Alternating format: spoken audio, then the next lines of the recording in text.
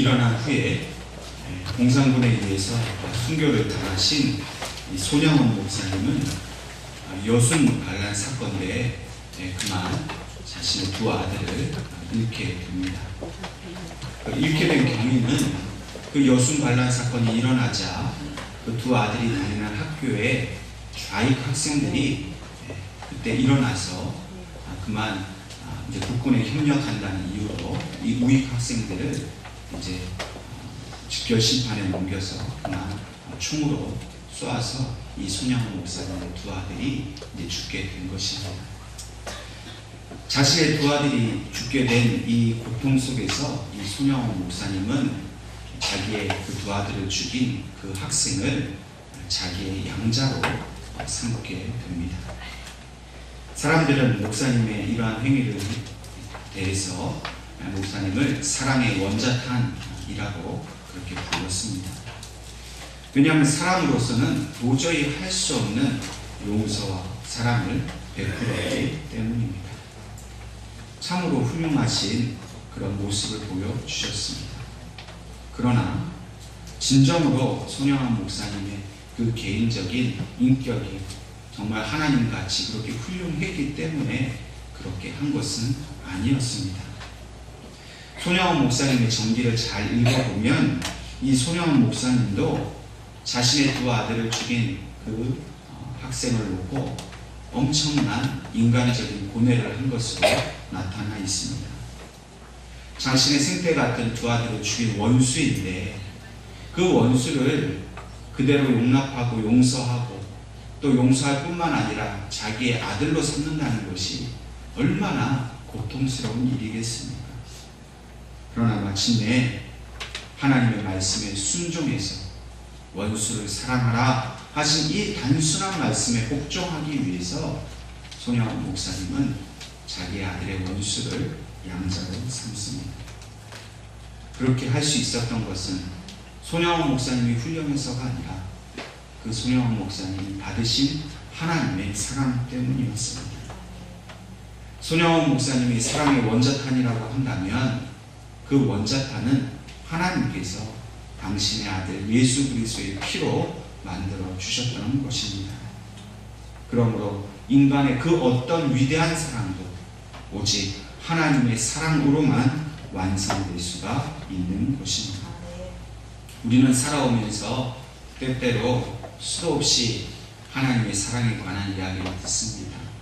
예배를 통해 설교를 통해 하나님의 사랑의 이야기를 듣고 또 우리의 입으로도 하나님에 대한 사랑을 이야기합니다.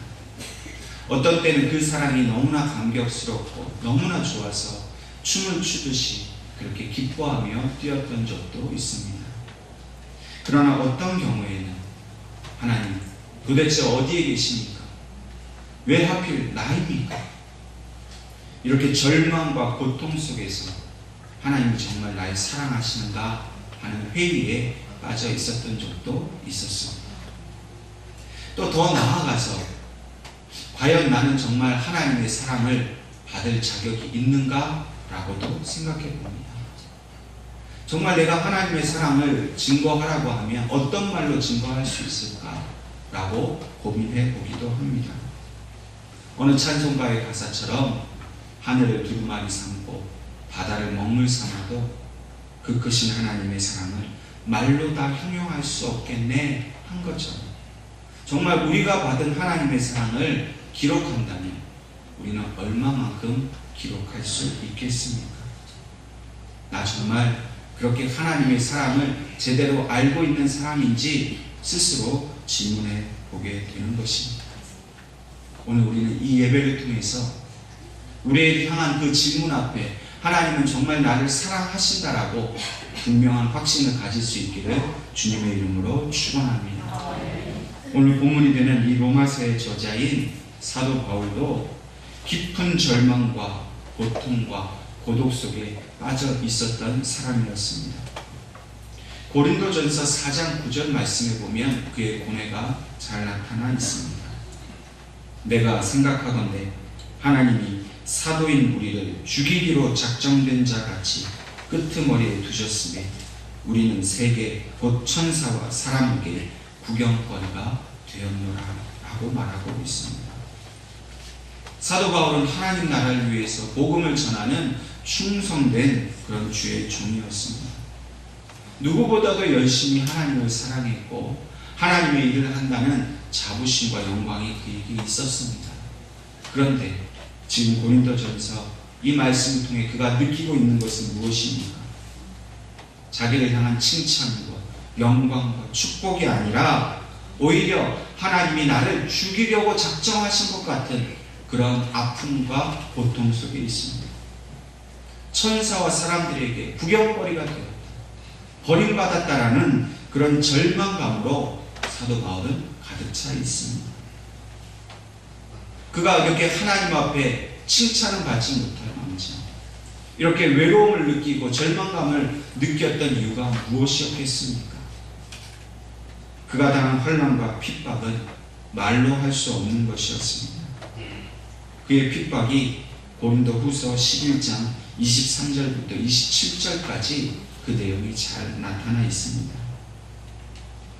그들이 그리스도의 일꾼이냐 정신없는 말을 하거니와 나는 더욱 그러하도다. 내가 수고를 넘치도록 하고 옥에 갇히기도 더 많이 하고 매도 수없이 맞고 여러 번 죽을 뻔하였으니 유대인들에게 40에서 하나 강한 매를 5번 맞았으며 3번 태장으로 맞고 1번 돌로 맞고 3번 파선하고 일주야를 깊은 바다에서 지냈으며 여러 번 여행하면서 강의 위험과 강도의 위험과 동족의 위험과 이방인의 위험과 시내의 위험과 광야의 위험과 바다의 위험과 거짓 형제 중의 위험을 당하고 또 수고하며 애쓰고 여러 번 자지 못하고 줄이며 목마르고 여러 번 굶고 춥고 헐벗어니다. 말하기도 숨이 찰 만큼 수많은 고통을 받은 것이 바로 사도 바울이었습니다.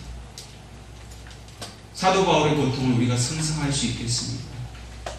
만약 이 고린도서에 기록된 이 고통이 우리에게 고스란히 있다고 하면 여러분과 제가 정말 믿음을 지킬 수 있겠습니까?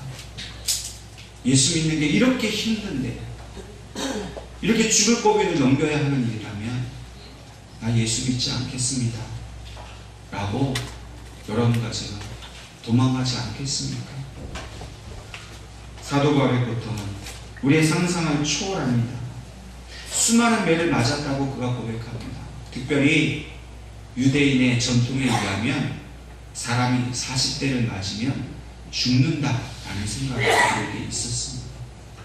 그래서 40에 하나 강한 매, 즉 39대까지 사람을 때린다는 것은 죽기 직전까지 때린다는 것을 의미합니다.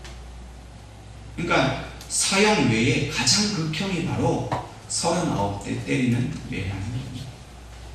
그런데 사도 바울이 그 죽기 직전까지 매를 맞는 그 고통의 그 매를 몇 번 맞았다고 말합니까? 한 번도 힘든데 5번을 맞았다고 얘기합니다.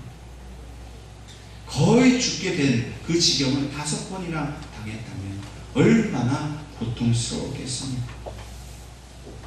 그런데 바울은 그 고통 속에서 하나님을 부인하거나 주님을 떠나지 않았습니다. 바울은 그 절망과 고통 속에서 진정한 하나님의 사랑을 경험한 사람이었습니다. 그 사랑은 그저 누군가에게 전해들은 하나님의 사랑에 관한 이야기가 아니었습니다. 책으로 읽고 지식으로 읽고 그렇게 해서 이해한 하나님에 관한 사랑의 정보가 아니었습니다. 오늘날 이렇게 스마트한 시대가 되어서 우리가 검색창에다가 하나님의 사랑 이렇게 한번 입력을 하면 수만 가지 정보가 나옵니다. 하나님의 사랑은 이런 것이다 저런 것이다. 수만 사람이 한 이야기들이 다 나와 있습니다. 여러분, 우리가 그 수만 가지 글을 다 읽으면 정말로 하나님의 사랑을 알 수 있게 되겠습니까? 글을 읽는다고, 책으로 읽는다고 알게 되는 것이 하나님의 사랑이 아닙니다. 사도 바울처럼 그 죽을 뻔한 그 말할 수 없는 고통 속에서 만난 그 하나님의 사랑을 아는 것이 진정으로 하나님의 사랑을 알게 되는 것입니다. 자신의 처절한 삶 속에서 그 죽음의 그 공포 속에서도 주님의 십자가를 붙들고 알게 된 그 하나님의 사랑을 사도 바울은 경험하게 되었고, 그것을 오늘 우리에게 고백하고 있는 것입니다. 오늘 본문의 말씀은 그가 만난 하나님의 사랑에 대한 간증의 대목입니다. 오늘 우리는 어떻습니까? 우리가 살아오는 삶 속에서 우리가 하나님의 사랑에 대해서 얼마나 알고 있습니까? 여러분들의 삶의 그 고통과 그 눈물과 아픔 속에서 만난 그 하나님의 사랑은 어떤 것입니까? 그리고 그 얻은 사랑을, 알게 된 사랑을 우리는 어떻게 증거하며 살아가고 있습니까? 사도 바울은 오늘 본문 말씀을 통해서, 특별히 35절 말씀 통해서 이렇게 고백합니다. 누가 우리를 그리스도의 사랑에서 끊으리요? 환난이나 공고나 박해나 기근이나 적신이나 위험이나 칼이요. 우리를 하나님의 그리스도의 사랑에서 끊을 수 있는 자가 없다라고 그는 반어법을 속에서 우리에게 말하고 있습니다. 단호하게 이야기합니다. 그가 지금 열거하고 있는 환난, 공고, 박해, 기근, 적신, 위험, 칼은 사도 바울이 몸소 다 체험한 고통입니다. 그저 지어낸 말이 아닙니다. 자기의 그 모든 고통 속에서 누가 우리를 그리스도의 사랑에서 끊으리요? 결코 나를 향한 하나님의 사랑을 끊을 수 없다라고 그는 단호하게 이야기하고 있습니다. 바울의 고난은 그 육체에 주어진 고난의 그 고통의 크기로 보면 어쩌면 예수님보다도 더한 고통을 받았을지도 모릅니다. 매를 맞는 아픔, 하나님의 복음을 전하는 일을 하면서도 사람들에게 외면을 당해야 하는 그 마음의 아픔, 먹지 못하고 헐벗은 아픔, 무엇보다도 언제 생명을 잃을지 모르는 그 두려움 속에서 그는 그리스도의 사랑을 알게 되었습니다. 그 두려움이 어떤 것이라고 말합니까? 36절 말씀처럼 기록된 바 우리가 종일 주를 위하여 죽임을 당하게 되며 도살당할 양같이 여김을 받았나이다 함과 같습니다. 그가 당한 두려움은 도살당할 양이 끌려가는 그런 두려움이라고 고백하고 있습니다. 그가 기록된 바라고 이야기합니다. 이 기록은 시편 44편에 기록된 말씀입니다. 그 성경에 기록된 말씀을 그의 삶 속에 그대로 인용하면서 내가 이런 두려움과 고통 속에 있었다라고 그는 이야기하고 있습니다. 오늘 우리에게도 이러한 아픔이 있지 않습니까? 바울처럼 매를 맞는 일은 없다 할지라도 우리의 육신과 마음과 영혼을 견딜 수 없는 아픔이 있지 않습니까? 당장이라도 죽을 것 같은 그런 고통이 우리에게 수시로 찾아옵니다. 곱치기 힘든 그런 질병 때문에, 물질로 인하여 당하는 그 고난의 문제 때문에 부부간에 불화하고 또 자녀들과 또 문제가 생기고 자녀들의 그 진로를 놓고 고민하고 있는 그런 문제들로 당장이라도 그만두고 싶은데 그렇게 할 수조차도 없는 그런 아픔과 고민이 있지 않습니까? 도살장에 끌려가는 양처럼 죽기보다도 싫은데 아무런 희망도 없이 질질 끌려가야 하는 그런 절망 속에 우리가 빠져있지 않습니까? 그러나 이런 모든 고통에도 불구하고 바울은 오늘 우리에게 무엇이라고 말하고 있습니까? 누가 우리를 그리스도의 사랑에서 끊느냐? 여러분과 제가 이 고난과 고통 속에서 외칠 수 있는 한마디가 무엇입니까? 누가 우리를 그리스도의 사랑에서 끊느냐? 내가 비록 절망과 고통 속에 있지만 나를 향하신 주님의 사랑을 끊을 수 있는 것, 이 세상에 아무것도 없다라고 여러분과 제가 고백할 수 있기를 주님의 이름으로 축원합니다. 사도 바울이 이렇게 그 확고한 그리스도의 사랑을 고백하고 주장할 수 있는 이유가 무엇입니까? 그 처절한 고통 속에서 주님의 자기를 향한 그 사랑을 잊은 적이 없었기 때문입니다. 바울은 포기하고 싶었지만 그의 영혼 속에 이미 주님께서 그 영으로 자리하고 계셨기 때문입니다. 주님의 영은 고통당하고 있는 바울의 심령에 끊임없이 하나님의 사랑을 부어주셨습니다. 육체의 고통과 심령의 고통을 주님의 친히 흘리신 그 보혈의 피로 바울을 치료해 주셨습니다. 아무리 그 마음에 상처가 나고 그 영혼이 죽을 것 같고 그 몸이 죽을 것 같은 고통 속에서도 주님은 즉시로 바울의 곁에서 생명의 피로 그를 치료해 주셨습니다. 주님과 함께 동행하는 삶을 살았기 때문에 그 아픔과 고난 속에서도 주님이 지금 나와 함께 하신다는 그 믿음의 확신 때문에 바울은 그 끊을 수 없는 하나님의 사랑을 고백할 수가 있었던 것입니다. 바울은 자신의 그 고난의 삶 속에서 주님과 온전히 연합한 삶을 살았습니다. 바울의 고통이 주님의 고통이었고 주님의 고통이 곧 바울의 고통이었습니다. 고통에 관해서는 우리 예수님과 같은 전문가가 없습니다. 누구보다도 바울의 고통과 고난을 잘 아시는 분이 바로 예수님이셨습니다. 그리고 그 고통 속에서 주님과 하나가 된 바울은 고난을 당하였지만 그 고통을 이겨냈습니다. 마치 진통제를 맞은 것처럼 그는 아무런 아픔을 느끼지 못하면서 자신에게 고통을 주는 세상을 향하면서 오히려 그들을 도전하며 누가 우리를 그리스도의 사랑에서 끊으리요 라고 외치고 있는 것입니다. 서울에서 제가 처음으로 전임전도사가 돼서 사역했던 교회가 있었습니다. 그곳에서 목사 안수를 받고 바로 교구를 맡아서 교구 목사 일을 감당하고 있었습니다. 그때 저희 교구의 한 남자 집사님이 집에서 이제 화장실에서 씻으시다가 갑자기 쓰러지신 거예요. 그래서 아내 집사님이 이제 그것을 보니까 이 하혈을 했는데 의식이 없이 쓰러진 모습을 보고 뇌출혈이 온 것으로 생각을 하고 다급해진 나머지 갑자기 그 머릿속에 들은 생각이 이 뇌출혈로 쓰러지면 이 귀 끝을 가위로 잘라서 피를 내야 된다. 이걸 어디서 들은 생각이 난 거예요. 너무 당황스러우니까 가위를 가지고 남편의 그 의식이 없는 남편의 귀 끝을 잘랐습니다. 그래서 이게 피를 이제 내게 하려고. 그렇게 하고 119를 부르고 해서 이제 이 일산 백병원에 이제 입원을 하게 된 겁니다. 응급실에 가서 검사를 해보니까 이게 뇌출혈이 아니라 이 내장에서 출혈이 나서 지금 하혈을 하고 있는데 이걸 빨리 잡지 못하면은 계속 피를 공급하고 있지만 출혈이 더 많아져서 생명이 위독해진다는 겁니다. 이 상황에 대해서 이제 부인 집사님이 저에게 전화가 왔어요. 목사님, 저희 남편이 죽게 됐습니다.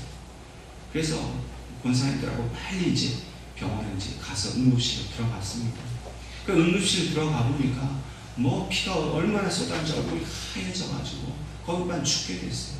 남자 집사님. 그 의사는 이제 계속 이제 뭘 찍어보고 빨리 이제 이 어느 부분에서 이 장이 천공이 됐는지 찾아서 그걸 이제 조치를 해야 되는데 이제 그 얘기를 이제 와서 이제 의사가 하는 겁니다. 그런데 의사가 이 남자 집사님이 귀를 보더니 이 귀가 왜 그랬냐고. 그래서 이제 이만저만 해서 귀를 잘랐더라고. 그러니까 이제 의사 선생님이 좀 어이가 없어 했지. 그런데 빨리 이것도 꿰매야겠다고.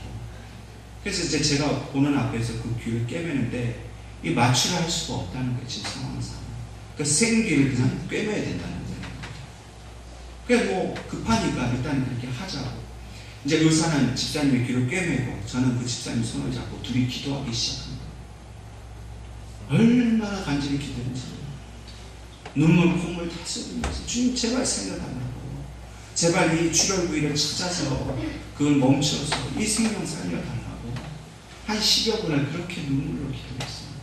뭐 둘이서 그냥 아멘 아멘 뭐 옆에 누가 있는지 없는지 온전히 하나님께 매달려서 기도했어요. 그래 이제 한 10여 분이 지나서 귀를 다 꿰매고 이제 병실에 올라갔습니다. 그리고 저는 이제 다시 이제 교회로 와가지고 이제 그 밤을 이제 길고 긴 밤을 이제 지낸 거예요. 새벽에 부인 집사님 전화가 왔어요. 목사님 살았습니다. 다행히 그 부인을 찾아서 빨리 조치를 취해서 피가 멈췄어요. 이제 살았어요. 그 이야기를 듣고 이제 아침 일찍 제가 다시 또 병원에 갔습니다. 이제 병실에 누워서 보니까 이제 혈색도 좀 돌아오고, 그래서 죽을 뻔했다가 살은 얘기, 이제 귀 자른 얘기도 하고. 근데 이제 마침 그 의사가 회진을 온 거예요. 그래서 이제 뭐 이렇게 잘 됐다 얘기하고, 이제 그 귀 자른 얘기를 하면서 이 귀를 꿰맸을 때 굉장히 아팠을 텐데 어떻게 참았냐고 이렇게 물어보는 거예요. 근데 그 얘기를 듣는 순간 이 집사님 너무 놀라요. 자기가 귀를 꿰매는데 의사는 아팠을 거라고 그러는데 자기는 하나도 안 아팠다.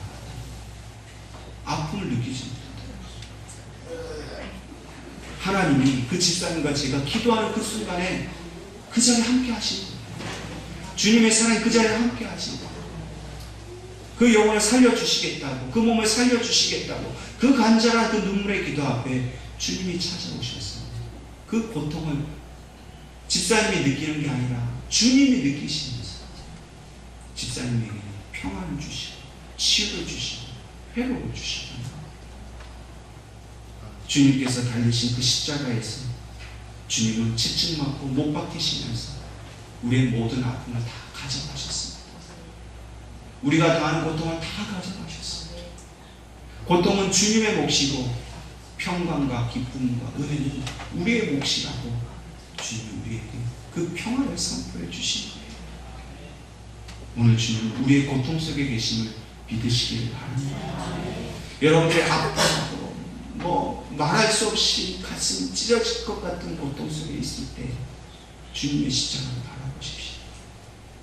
그럼 주님은 여러분들 그 찢어진 아픔을 가져가시고 여러분들에게 평화를 주십니다. 그것이 바로 끊을 수 없는 하나님의 사랑이에요. 우리가 절망과 죽음과 같은 두려움과 공포 앞에서도 결단코 누가 우리를 그리스도의 사랑에서 끊으리오라고 담대히 이야기할 수 있는 그 주님은 날마다 우리의 고난 속에서 함께 하시기 때문인 것입니다. 오늘 이 시간 이 예배를 통해서 여러분들이 당하고 있는 그 고난, 고통, 아픔, 그 모든 것을 치유하시고 회복하시고 하나님의 사랑을 온전히 부어주시는 그 주님의 은혜를 경험하시기 주님의 이름으로 축원합니다. 뿐만 아니라 바울은 37절에 이렇게 말하고 있습니다. 그러나 이 모든 일에 우리를 사랑하시는 이로 말미암아 우리가 넉넉히 이기느니라. 바울은 자신의 고통 속에서 주님이 함께 하셨을 뿐만 아니라 그 고통 속에서 보여주시는 그 사랑 때문에 결국에는 자신이 당한 그 모든 고통을 넉넉하게 이겨냈다라고 고백하고 있습니다. 이 넉넉하게 이겨냈다라는 말의 원어적 의미는 가장 영광스러운 승리를 얻게 되다, 정복자가 되다, 그런 뜻이 담겨 있습니다. 겨우겨우 이겨냈다는 게 아닙니다. 가장 영광스러운 승리는 누구의 것입니까? 그리스도님, 예수님의 것입니다. 죽음을 이기신 예수님의 영광이 가장 놀라운 승리입니다. 그런데 그 예수님의 영광에 버금가는 그 영광을 우리에게 주신다. 우리도 예수님처럼 가장 영광스러운 승리자가 되게 하셨다는 거예요. 가장 영광스러운 정복자가 되게 하셨다는 겁니다. 우리를 향해 다가오는 시험과 고통을 마지못해 겨우겨우 억지로 죽을 똥살똥 이겨내는 게 아니라 넉넉하게 이기는 겁니다. 아무렇지도 않게 이겨내는 것, 그것이 바로 오늘 우리가 이기는 이김이라고 말씀하고 있습니다. 오늘 우리는 우리의 고난에 정복당하는 자가 아닙니다. 우리 앞에 놓여있는 환난과 고난 때문에 쓰러지고 절망하고 낙심하고 죽겠다라고 엎드려 있는 자가 아닙니다. 어떤 고난과 어떤 환난이 온다 할지라도 우리는 그 모든 고난을 넉넉하게 이기는 자예요. 주님이 그렇게 이기시기 때문에 그 주님의 이김을 우리에게 주시는 겁니다. 우리가 정말 주님을 향한 믿음을 갖는다면 그 모든 고난 앞에서 우리가 넉넉히 이기는 정복자가 되었음을 믿으시기를 주님의 이름으로 축원합니다. 마지막으로 바울은 자기의 확신을 이렇게 다시 한번 고백하고 있습니다.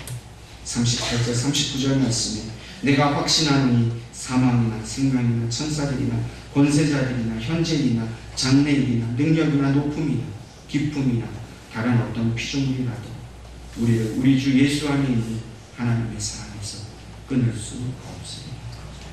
바울은 다시 한번 하나님과 우리 사이에 끊을 수 없는 사랑은 바로 예수님 때문인 것을 말하고 있습니다. 오늘 하나님께서 우리에게 하나님의 사랑을 보여주시는 증거는 바로 예수 그리스도 그분이십니다.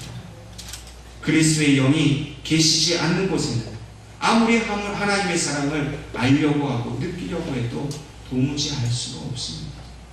그러나 예수 그리스도의 영이 있는 곳은 아무리 그곳이 불과 같은 고통의 현장이라 할지라도 주님의 사랑을 우리는 깨달아 알 수가 있습니다. 주님께서 우리와 함께 하시는 우리는 하나님의 사랑을 얼마든지 설명하고 증거할 수가 있습니다. 그러므로 우리가 하나님의 사랑을 느끼지 못하겠다, 하나님 어디 계신지 알지 못하겠다 절망하고 낙심할 때마다 오직 우리가 해야 할 일은 우리의 모든 사랑의 근본이신 예수님의 십자가 앞으로 나아가야 하는 이름을 믿으시기를 바랍니다. 그러므로 오늘 우리 예언교회 모든 성도들에게 주신 하나님의 사랑이 있습니다. 그것은 먼저 우리가 그 하나님의 사랑을 충만하게 아는 것입니다. 우리 모든 성도들의 가정이 예수 그리스도를 통해 주시는 이 끊을 수 없는 하나님의 사랑으로 충만하시기를 간절히 바랍니다. 그리고 그 알게 된 사랑을 하나님의 사랑을 모르는 사람들에게 증거하는 일입니다. 우리 예언교회는 이 끊을 수 없는 하나님의 사랑을 땅끝까지 증거하는 교회가 된 줄로 믿습니다. 주님이 그 십자가의 사명을 우리에게 주셨어요. 주님도 우리를 위하여 피를 흘려 그 사랑을 알게 하신 거죠. 우리도 남을 위한 희생과 섬김으로 그 하나님의 사랑을 증거해야 할 것입니다. 이 끊을 수 없는 하나님의 사랑을 날마다 여러분들의 삶 속에서 경험하시면서 이 사랑을 온전히 전하는 여러분 가지가 되기를 주님의 이름으로 축원합니다.